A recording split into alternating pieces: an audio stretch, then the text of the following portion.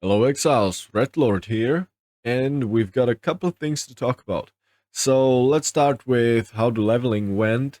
And yeah, for all the monks out there, you're not the only one who's struggling, because yeah, that's just the way monk is, or the way quarterstaff skills are. They need items, they need levels, they need all of that good stuff, endgame stuff, to really start feeling good. However, there's been some changes in this patch that helped leveling with quarterstaffs a bit. One example would be the Wind Blast and Vaulting Impact combination now with the Days rework.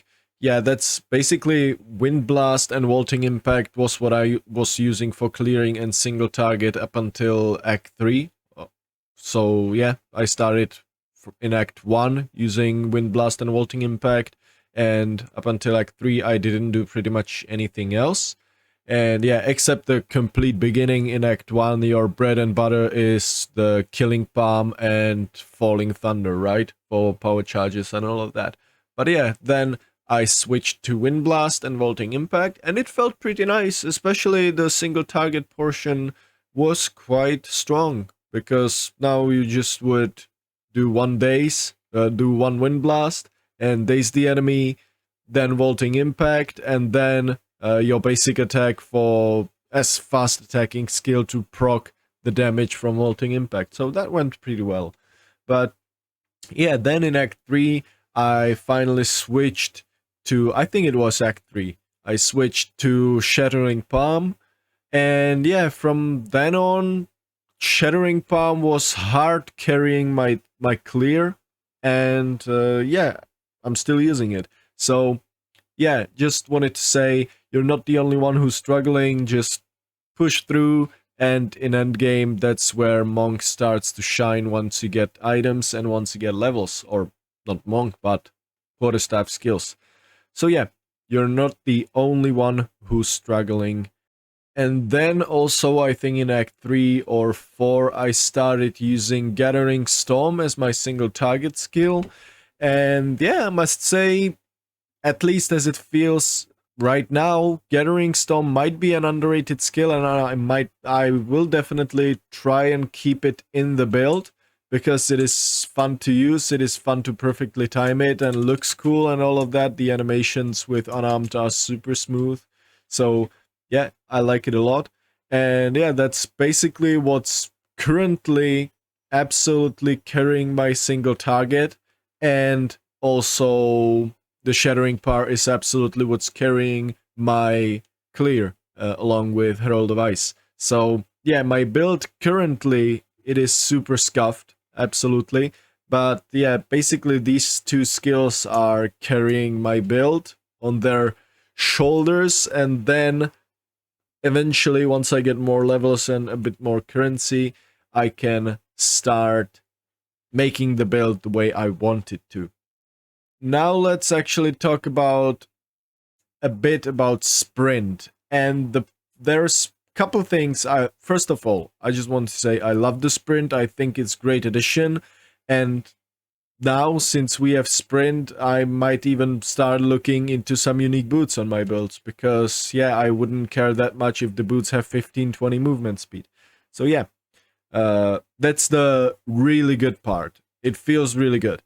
But then when you sprint, you enter this animation, and yeah, basically what I want to show you here is you bump into everything. As you can see, instead of going around it, the character just bumps into it and is in this end sprint animation that really slows you down a lot.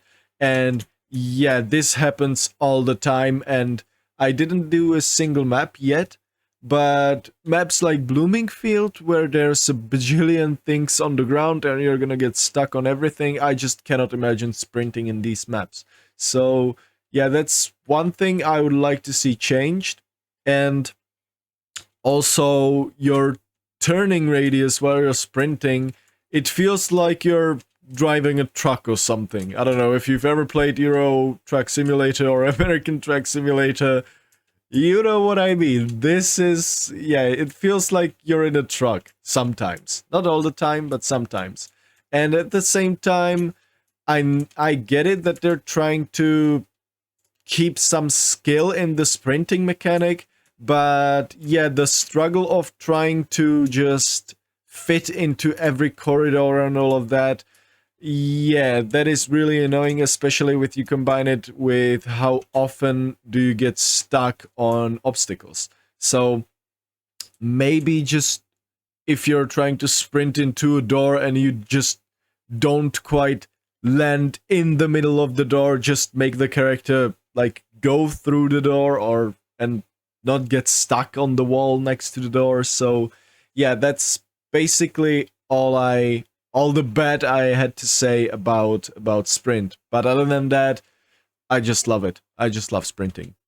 So we're in my hideout, and currently I'm level 65, exiled unarmed red, and I've just finished my interludes, yeah, and it took me like, I don't know, 16 to 18 hours of gameplay to finish all the campaign, and I could have done it much faster, of course, but I was doing practically every abyss, I was doing all the content, I was listening to the story and all of that, so it took me quite long, and I was also experimenting with the build a lot, but yeah, now, today on stream, we're gonna start mapping finally, and yeah, the build, currently, there's not that much to talk about because my gear is just basic things I found or some things I actually bought. So these gloves I found, they give me physical damage leached as mana mainly, and that's great because we're using the Walker of the Wilds keystone on the skill tree. Mana leech recovers based on elemental damage instead of physical. So this basically means 5% leached as mana for my build, which I very much need. This fixes all the mana issues I have with the build. Then rings, just whatever I found during the campaign, sorry. And yeah, flat damage and all of that. Flat damage again, leech, and belt again, solo self found. Boots, solo self found. Body armor I actually bought, this one, for 1 exalted orb. And yeah, I needed to do some defensive upgrades, bought this body armor for 1 exalt, bought this helmet for 1 exalt, and yeah, then I felt much tankier. And then this amulet also solo self found, whatever charms you get, and all of that fun stuff. So yeah, that's the items. Now let's take a look at the passive skill tree. I've done my first reshovel at the end of the stream yesterday, basically, and I was leveling with I am the Blizzard and I am the Thunder, because that's just 10% extra damage each. And yeah, that's, I would say, go-to while leveling. And then, very much recently, I did some respecs on the skill tree and started scaling into crit with Sunder my enemies and scatter them into the winds for the elemental expression.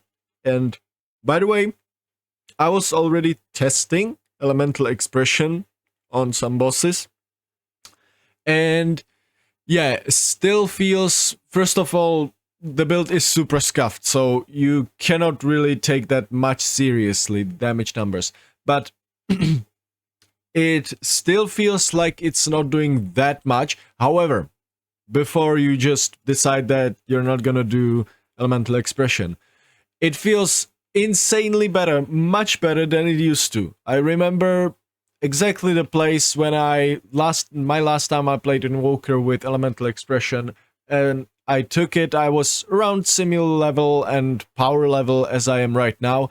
It was terrible, it did completely nothing. Now as I said, I tested it.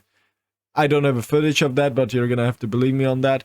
I tested it, and it actually does deal some damage, but the thing is, I'm not even at 30% crit chance right now, so yeah, I'm at 26.4. So yeah, that's probably the reason why it's not doing that much DPS right now, but the damage is there, and I think this has potential now, especially with the Walker of the Wilds keystone, because now you can actually sustain the mana cost and scale the levels on this thing. So yeah, I think that Elemental Expression actually has a chance during this league.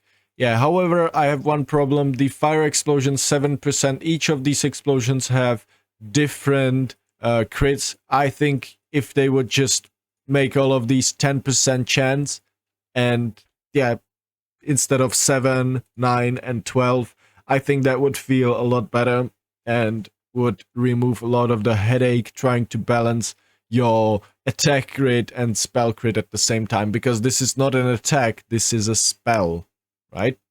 As you can see, this is spell, not an attack. So you cannot even scale nodes like increased attack damage for increase, if you want to increase the elemental expression. Yeah. With that said, I'm still experimenting. I've done, as I said, I've done a first reshuffle and started scaling crit. And now I need to buy some gear because, yeah, that's... with Hollow Palm, the gear is where you get the flat crit. I already got a bunch of increased crit, so now I need to get the flat, and for that, I need to get better gear. But yeah, as I said, it's basically mostly crit. I'm currently pathing here to this big crit cluster, and then probably take this cluster for crit. And yeah, maybe some elemental increases.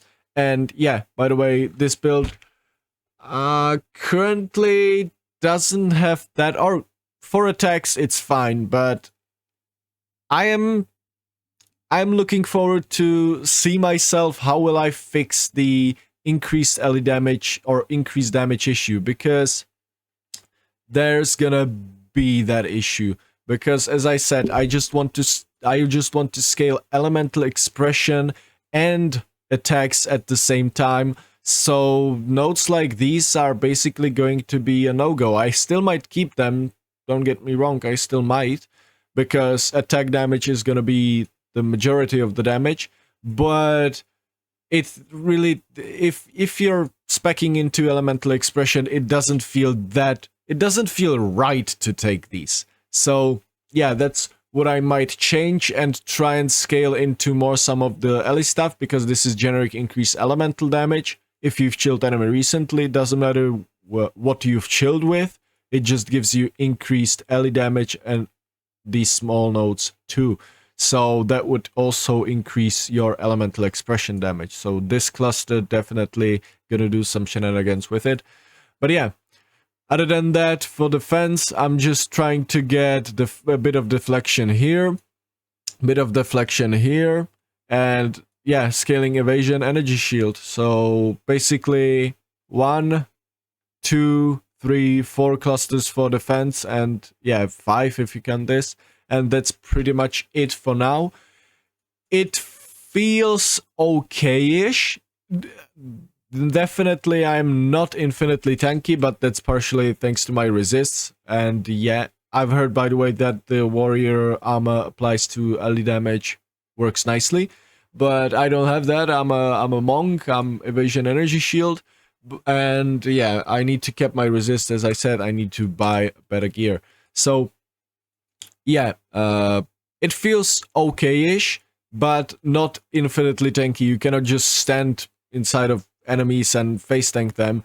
However, it would feel a lot better. I bet it would feel a lot better as soon as you get some kind of, like, yeah, basically more damage. As soon as you get more damage into the build, I bet that it would feel a lot better.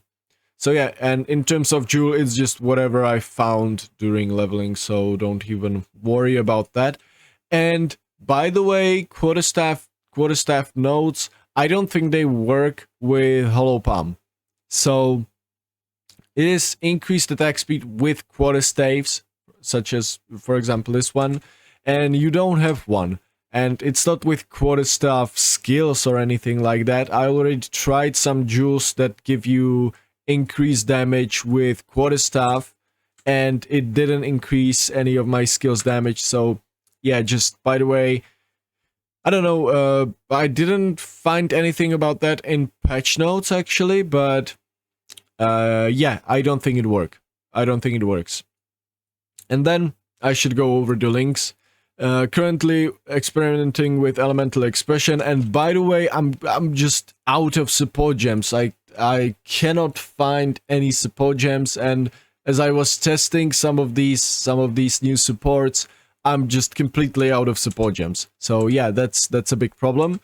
But whoops. Okay, but yeah, elemental expression linked with Zenith 2. Zenith, I think, is a good addition for elemental expression, especially once you get into the more gem level scaling stuff, and at the same time into more crit, so you proc more.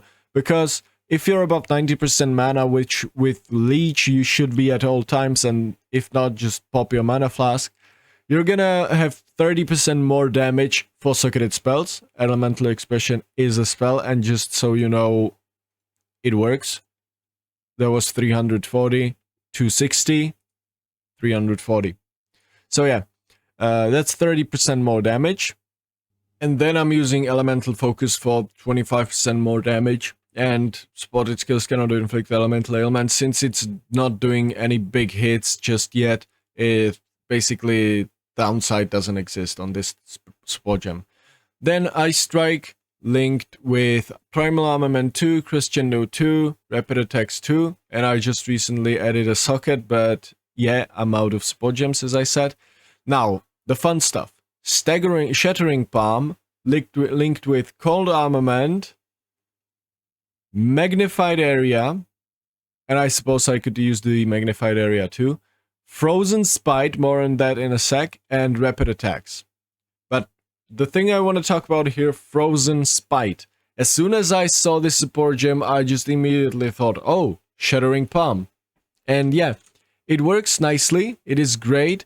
However, these basically how it works, when supported skills kill frozen enemies, which they do at all times because this explosion has massive damage effectiveness and converts 100 physical to cold, so it freezes and it kills stuff. And yeah, thanks to that, it procs the Frozen Spite fragments, and these ice fragments are doing 10% of the frozen target's maximum life as cold. And this is actually a big damage. This is actually quite substantial. And the way I understand it, fires 3 projectiles. It's basically after...